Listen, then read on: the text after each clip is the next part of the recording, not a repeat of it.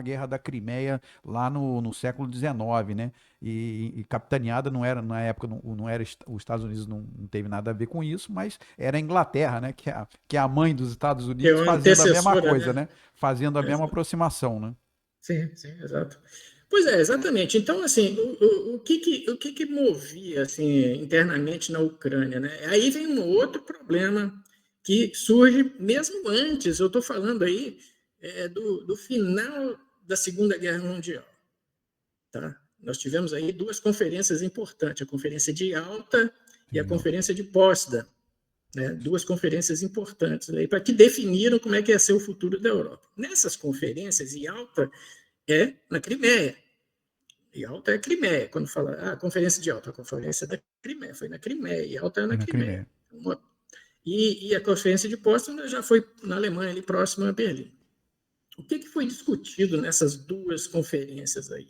O Stalin chegou e disse: ó, beleza, nós estamos ganhando a guerra aqui, vamos ganhar, a Alemanha está sendo praticamente, já está derrotada, o futuro vai ser o seguinte: nós vamos ter que dividir a Europa, e particularmente meus acordos que foram celebrados com Hitler, naquele acordo Molotov-Ribbentrop, que foi assinado lá antes da guerra, né, antes de invadir a Polônia, ou seja, eu estou falando de Uhum. coisas que a União Soviética tinha assinado com Hitler antes da guerra começar, né, que foi o start da guerra, né, que o alemão invadiu de um lado, a União Soviética invadiu do outro e dividiram a Polônia. Aquilo estava num acordo, numa cláusula secretas do acordo Molotov-Ribbentrop.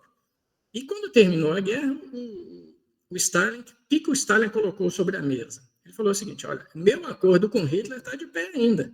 Aquilo que o Hitler me deu no acordo Molotov-Ribbentrop vai ficar para a União Soviética, ou seja, uma parte da Polônia vai ser incorporada à União Soviética, uma parte da Hungria, os países bálticos, isso tudo vai ser incorporado à União Soviética.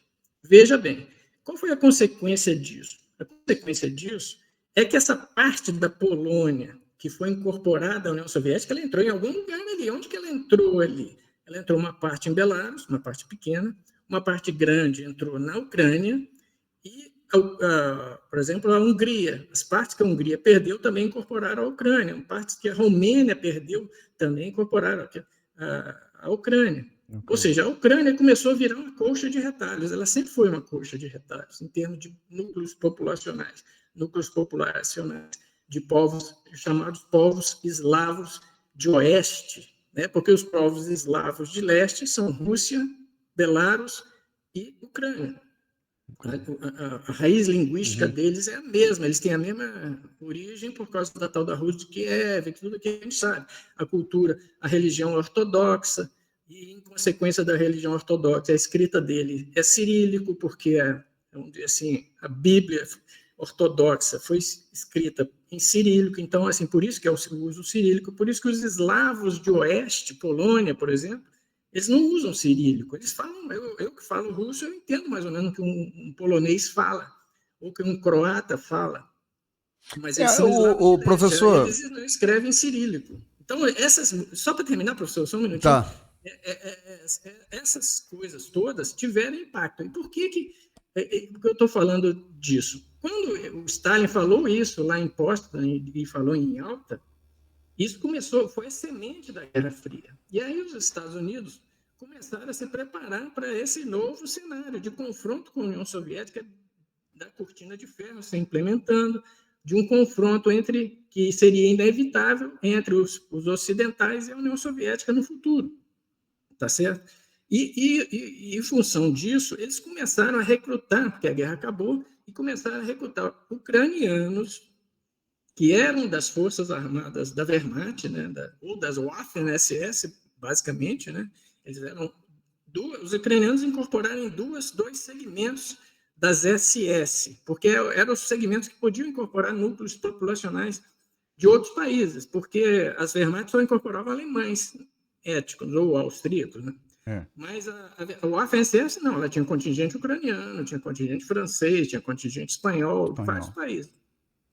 E esses contingentes ucranianos que estavam na FSS e que estavam em campos de prisioneiros americanos e britânicos, eles começaram a ser recrutados. Por que eles foram recrutados? Porque eles já eram inimigos naturais da Rússia, que capitaneava a União Soviética. Então, eles foram começar a ser treinados e foram assim, operações de inteligência dentro da Ucrânia para tentar minar a União Soviética. Esse era o projeto. Essa é uma operação chamada Red Sox, Meia Vermelha. Essa operação começou a ser desenvolvida ainda antes da CIA, era o OSS, era o Escritório de Serviços Estratégicos, que depois se transformou na CIA. Então, quando a CIA nasceu, esse projeto Ucrânia, que é o conhecido projeto Ucrânia de inteligência, que visava a União Soviética, acabar com a União Soviética, ele nasceu antes disso. Então, vejam, tudo isso aí está interligado nessa questão que você falou. Quem foram as lideranças? Então, haviam lideranças dentro da Ucrânia, que eram operadas por serviços de inteligência estrangeiros desde sempre. Por exemplo, essa semana que passou agora, foi morto uma pessoa chamada Parubi. Não sei se vocês acompanharam. Houve um Não atentado acompanhei. lá em Lviv. Eu soube. Muito importante, porque esse Parubi era conhecido como o comandante da Maidan. Tá? Vocês já ouviram falar dos eventos lá na Euromaidan, na Praça Maidan. Isso foi gerenciada por uma pessoa chamada Parubi. Esse Parubi foi morto agora em Lviv, na fronteira com a Polônia, que já foi Polônia um dia, tá? Que pessoas que estavam provavelmente... E ele não foi, ele era novo, ele era da nossa idade, assim, mas ele não participou da Segunda Guerra Mundial, mas ele já foi formado por essas correntes políticas. Ideológicas. Tá, então, ou seja, ideológicas. Então, veja, isso tem reflexo de coisas que aconteceram lá em Alta e Potsdam, estão acontecendo hoje. E por que mataram o Parubi? Porque ele praticamente ele trabalhou naquele golpe de Estado que derrubou o presidente Yanukovych. E por que fizeram o golpe de Estado para derrubar o Yanukovych? Para poder mudar a Constituição. Porque a Constituição ucraniana não permitia que ela fosse aderir-se à OTAN. E foi o que eles fizeram. Então, ele era o comandante. E o Ikov era contra a essa... Então, ele foi retirado... Sim, o Yanukovych não era contra a adesão à União Europeia. Ele estava trabalhando para a adesão à União Europeia. Mas não à OTAN. Mas não à OTAN.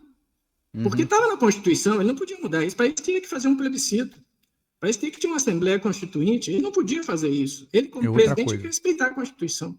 Tá certo? Então, é isso aqui que quando derrubaram Yanukovych, foi feito um golpe de Estado, os partidos que apoiavam Yanukovych, que também eram contra a adesão da OTAN, o que eles fizeram? Foram colocados na ilegalidade. Então, o Congresso, que tinha uma parte lá que era favorável a isso e outra parte que não, a parte que era desfavorável à adesão à OTAN foi tirada, foi presa. Lembra que na época o pessoal jogava o pessoal na lata de lixo?